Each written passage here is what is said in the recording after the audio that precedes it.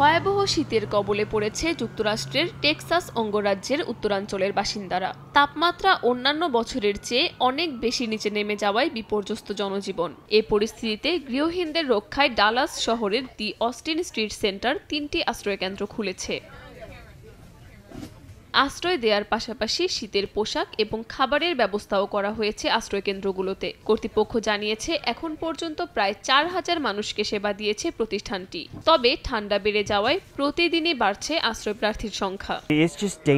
ঠান্ডার সময়টাতে বাইরে অবস্থান করা ঝুঁকিপূর্ণ। নিম্ন তাপমাত্রায় বাইরে এক রাত থাকাই কষ্টকর। সেখানে দিনের পর দিন ঠান্ডায় বাইরে অবস্থান করলে জীবন হুমকির মুখে পড়ে। টানা ৭ সপ্তাহেরও বেশি সময় ধরে অঞ্চলটিতে এমন ঠান্ডা আবহাওয়া বিরাজ করছে। আবহাওয়া বিভাগ জানিয়েছে টেক্সাসে তাপমাত্রা আরও নিচে নেমে যেতে পারে। কাকলি আখতার, সময় সংবাদ।